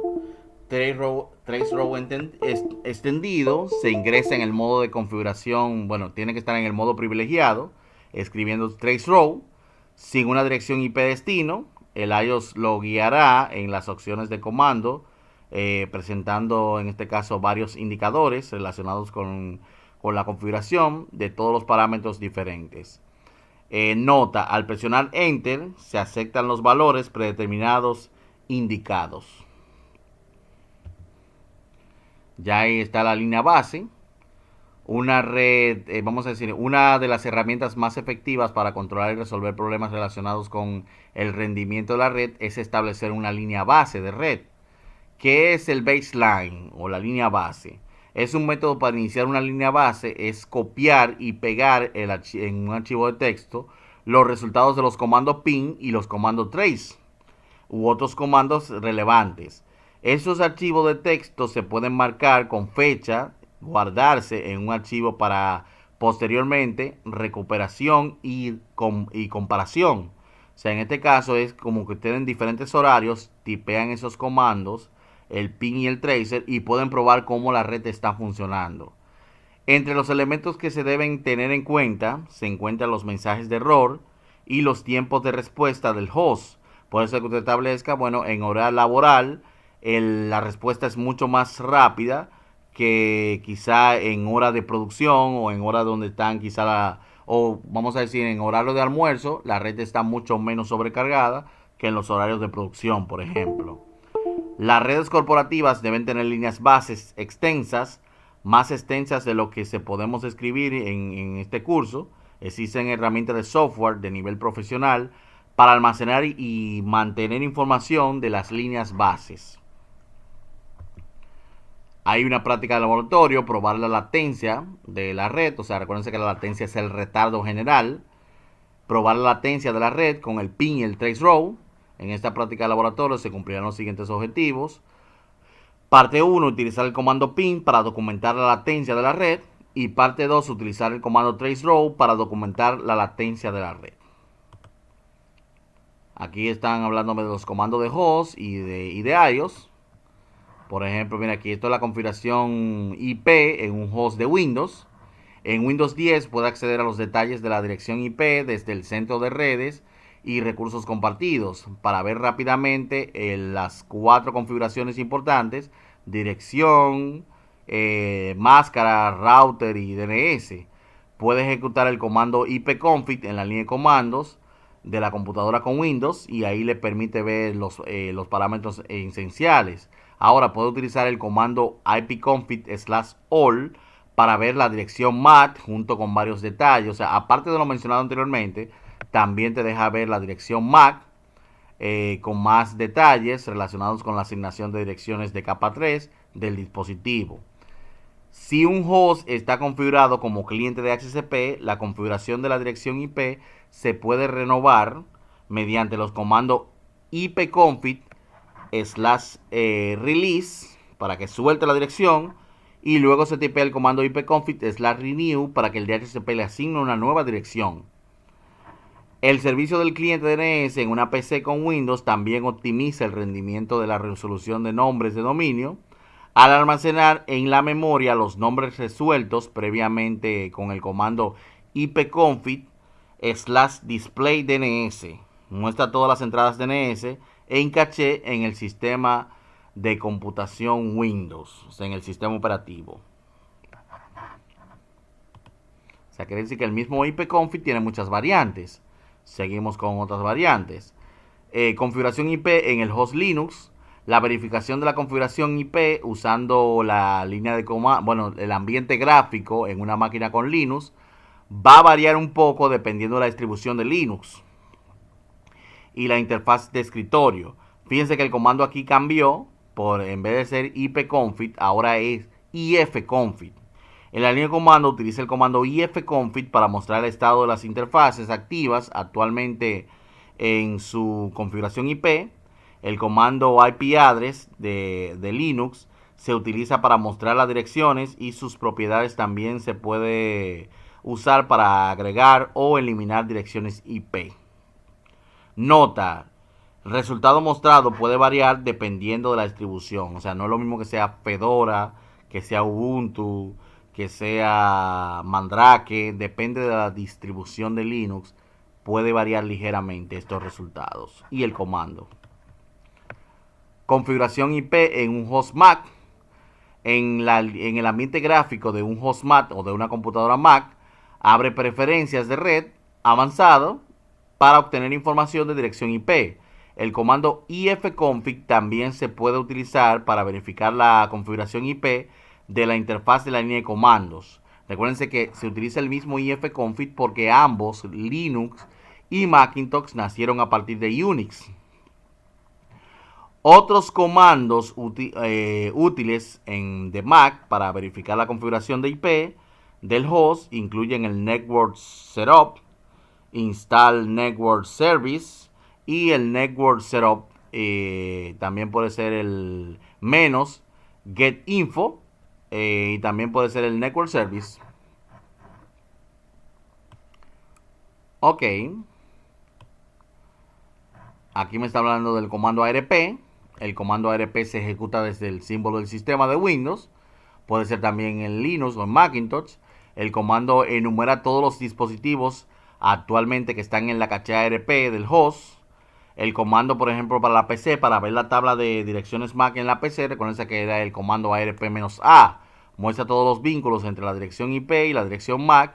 En caché, solo muestra información de dispositivos a los que se accedió recientemente. Para asegurar que la caché ARP esté cargada, haga ping a un dispositivo de manera tal que tenga una entrada en la tabla ARP. La memoria caché se puede borrar mediante el comando next, vamos a decir, sería el comando next interface IP delete. Entonces puede ponerle ARP caché. En caso de que el administrador de la red quiera, vamos a decir, en este caso sería repoblar la memoria caché con información actualizada y más reciente. Nota, es posible que necesite acceso de administrador en el host para poder utilizar el comando next interface IP delete ARP caché. Ok, aquí hay un repaso de los comandos show. Recuerden que los comandos show los utilizamos para verificación. El comando show running config, que recuerden que me permite ver lo que está corriendo actualmente en el archivo running config, la RAM, verificar la configuración y configuraciones actuales. El show interface, verificar el estado de las interfaces y muestra cualquier mensaje de error. El show IP interface, verifica la información de capa 3 de una interfaz. El show ARP verifica la lista de hosts conocidas en la LAN Ethernet locales. El show IP RAW verifica la información de rutamiento de capa 3. El show protocols verifica los protocolos que están operativos. Y el show version, que verifica la memoria, las interfaces y las licencias del dispositivo. Ok, aquí hay vamos a decir el comando show cdp neighbors, que este es prácticamente para mostrarme el Cisco Discovery Protocol, la configuración de dispositivos Cisco vecinos. Por ejemplo, el Cisco Discovery Protocol brinda la siguiente información acerca de cada dispositivo vecino CDP. Pero esto solamente funciona perfectamente cuando la red está utilizando equipos Cisco. Si está utilizando equipos de otra marca, también en la red no aplicaría utilizar el CDP. Se puede utilizar identificadores de dispositivos, el nombre del host configurado de un suite, router u otro dispositivo. Lista de direcciones, hasta una dirección de capa de red para cada protocolo admitido. Identificador de puerto, el nombre del puerto local y remoto en forma de cadena de caracteres ASCII, como por ejemplo Fast Ethernet 00. La lista de capacidades, si un dispositivo específico es un suite de capa 2 o si es un suite de capa 3. Las plataformas, que en este caso se refiere a la plataforma de hardware, la versión de esa plataforma.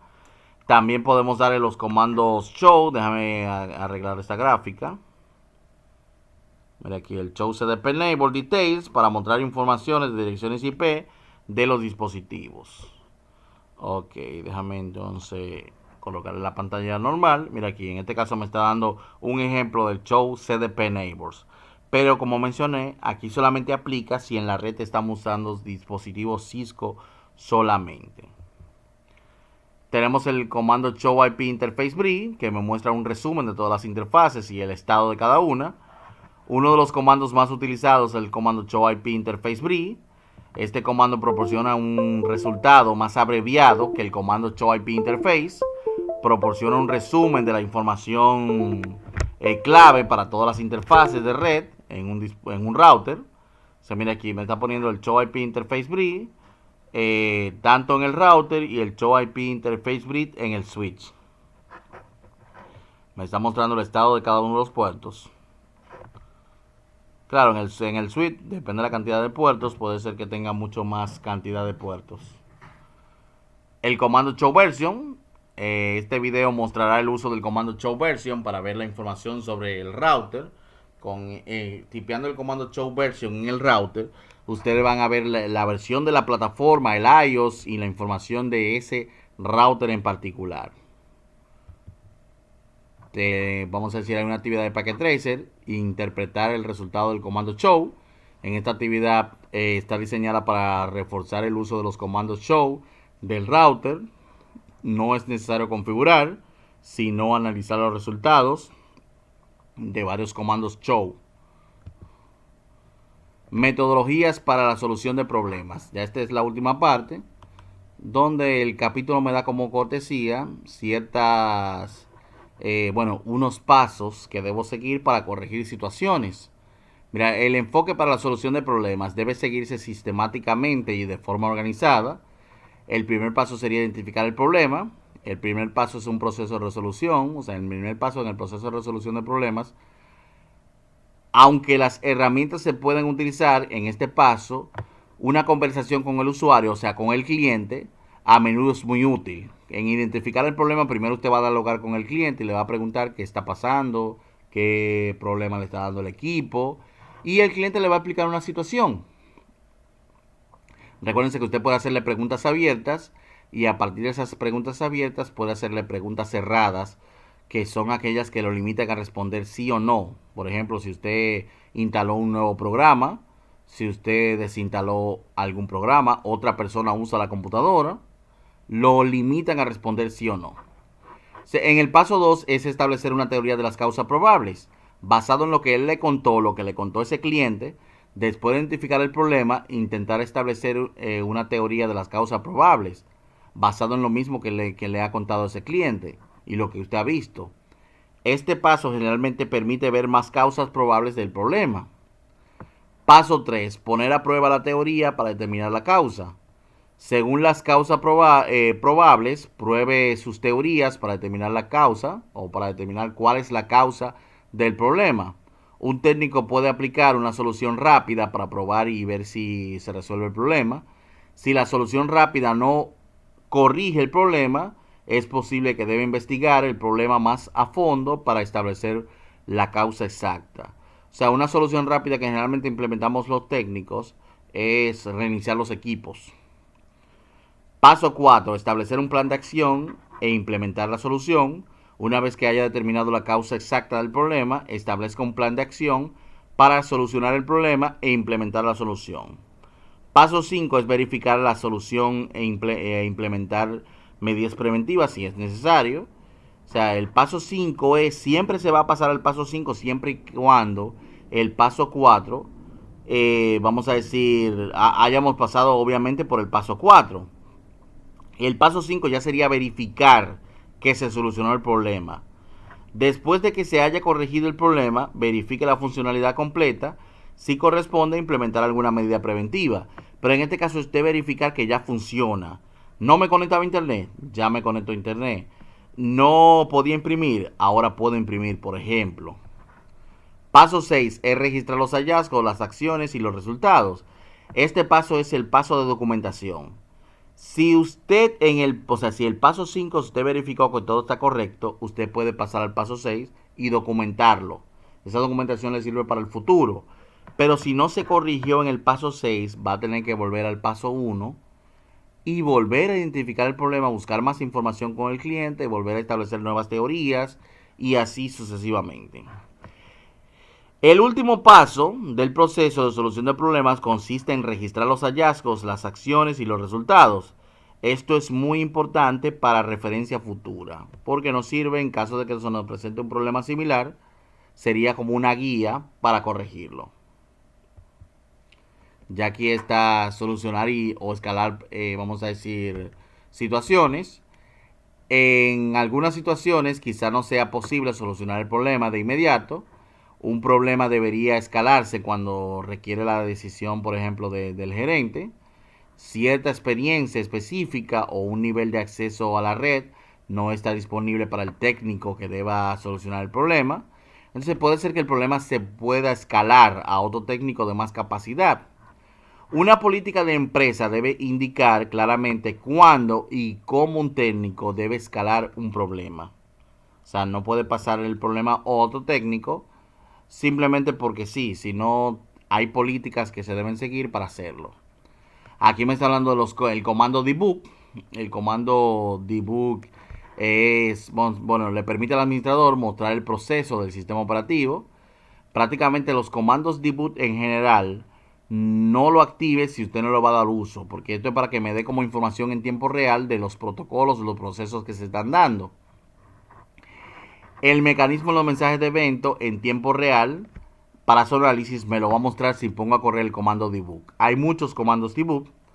Todos los comandos debug se introducen en el modo privilegiado. Cisco IOS permite limitar el resultado del comando debug para incluir solo las características y las subcaracterísticas relevantes del uso de, vamos a decir en este caso, relevantes de ese comando. Use los comandos debug solo para solucionar problemas específicos.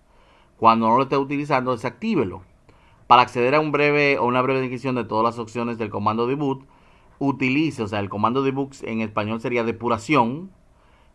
Utilice el comando debug y ponga espacio sin interrogación y le van a aparecer diferentes opciones de debug que usted puede implementar en el modo privilegiado en la línea de comandos.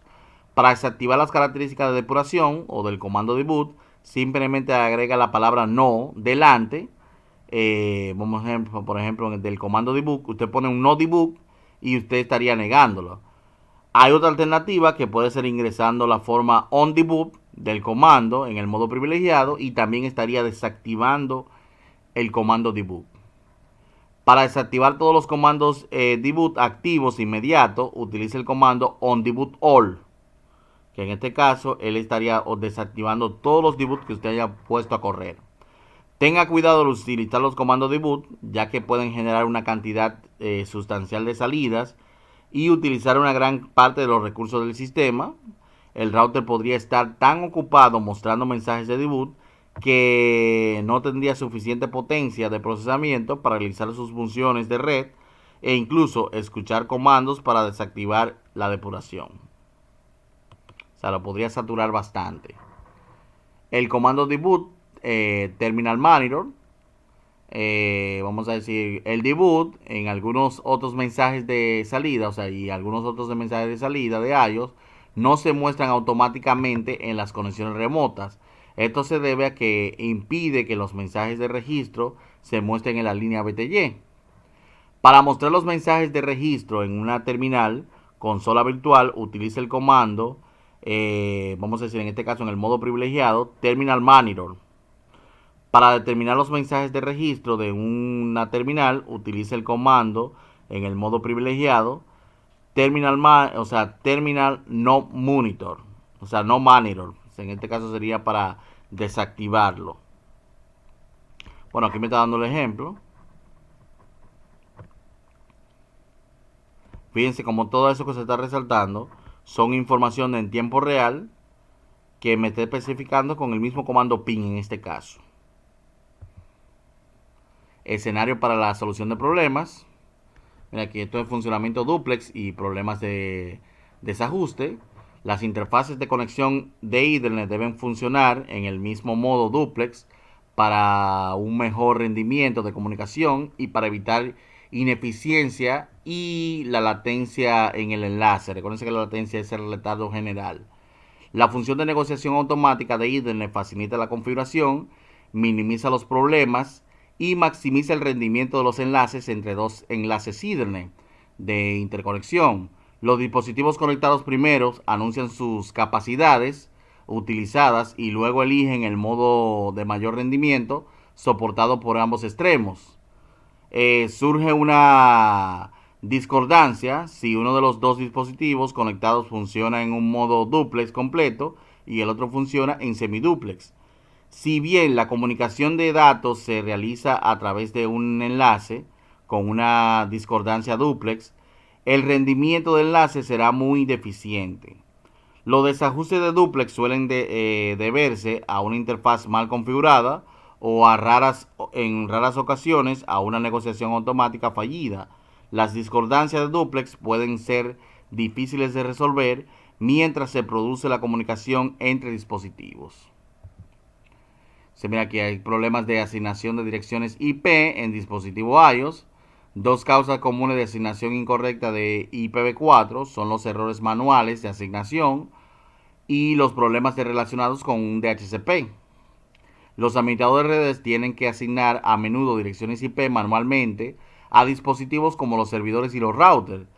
Si se genera un error durante la asignación, es probable que ocurran problemas de comunicación con el dispositivo. Recuérdense, si nosotros sacamos ciertas direcciones, tenemos entonces también que sacarla de la asignación del DHCP. O sea, sacamos ciertas direcciones porque se la vamos a asignar al router o se la vamos a asignar al DHCP.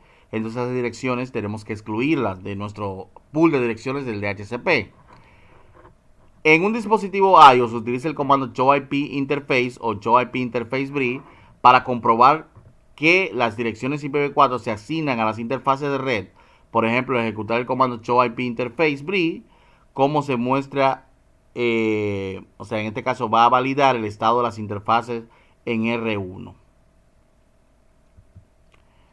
Problemas de asignación de direcciones IP en dispositivos finales.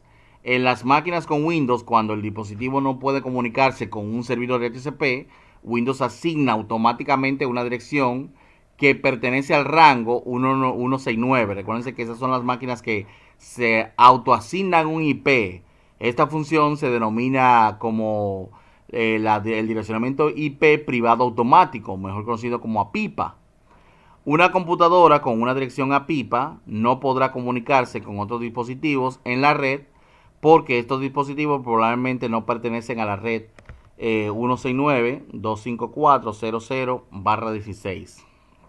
Nota: otros sistemas operativos como Linux y OS X, que son sistemas operativos de Macintosh, no utilizan el APIPA. El APIPA es exclusivo de Microsoft. Si el dispositivo no puede comunicarse con el servidor de DHCP, el servidor no puede asignar una dirección IPv4 para la red específica. O el dispositivo no podrá comunicarse. Para verificar las direcciones IP asignadas en una computadora con Windows, use el comando ipconfig. Ya estos son problemas con el gateway predeterminado. El gateway predeterminado saben que es la interfaz del router, la IP que se le asignó al router. El gateway predeterminado para un dispositivo final es el dispositivo de red más cercano que pertenece a la misma red que el dispositivo final, que puede reenviar tráfico a otras redes. Es como la salida de esa LAN. Si un dispositivo tiene una dirección de gateway predeterminada incorrecta o inexistente, no podrá comunicarse con los dispositivos de las redes remotas. Como sucede con los problemas de asignación de direcciones IPv4, los problemas de gateway predeterminado pueden estar relacionados con la configuración incorrecta en caso de una asignación manual o problemas del DHCP si está en uso la asignación automática. Utilice el comando ipconfig para verificar el gateway predeterminado en una computadora basada en Windows. En un router utilice el comando showIPRoute para mostrar la tabla de enrutamiento y verificar que el estado del gateway predeterminado, conocido como la ruta predeterminada. Se usa esta ruta cuando la dirección de destino del paquete no coincide con ninguna otra ruta en la tabla de enrutamiento, entonces se puede utilizar esa dirección predeterminada. Generalmente la dirección de predeterminada, vamos a decir, se conoce también, en muchos casos la van a ver como una ruta por defecto, pero ese sería en otra, vamos a decir, en este caso sería como en otras actividades, van a ver ese nombre de la ruta por defecto. Solución de problemas del DNS. Es común que los usuarios relacionen erróneamente el funcionamiento de un enlace de internet con la disponibilidad del servidor DNS. Las direcciones del servidor DNS se pueden asignar manualmente o automáticamente a través del DHCP. Si bien es común que las empresas y las organizaciones administren sus propios servidores DNS, cualquier servidor DNS accesible puede utilizarse para solucionar nombres. Cisco ofrece el OpenDNS, que proporciona un servicio DNS seguro mediante un filtrado de phishing y algunos sitios de malware.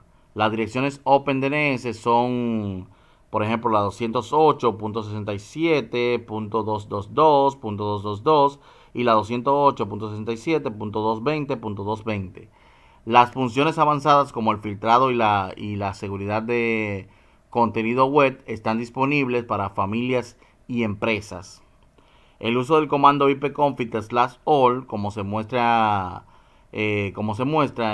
para verificar los servidores DNS, está usando la computadora con Windows. O sea, en este caso, este comando lo van a tipear cuando tengan una computadora con Windows o una de las versiones de Windows, sea Windows 7, Windows 8 o Windows 10. El comando NSLOOKUP es otra herramienta útil para solución de problemas de DNS para la PC. Con el NSLOOKUP, el usuario puede configurar manualmente las consultas DNS y analizar las respuestas del DNS. Ya que hay una solución de problemas de conectividad, en esta práctica laboratorio cumplirá los siguientes objetivos: identificar identificar del problema, implementar implementación de cambios de red, verificar la funcionalidad total y hallazgos y cambios y configuraciones. Prácticamente aquí eso es un resumen del proceso de 6 pasos para la solución de problemas. Hay otra actividad, solución de problemas de conectividad. El objetivo de esta actividad de Packet Tracer es solucionar problemas de conectividad, si es posible. De lo contrario, los problemas se deben documentar claramente para que puedan escalarse. Ok, este es el módulo de práctica y prueba. Aquí terminamos con nuestro capítulo 17. Voy a simplemente a detener el video y nos vemos entonces en otro video.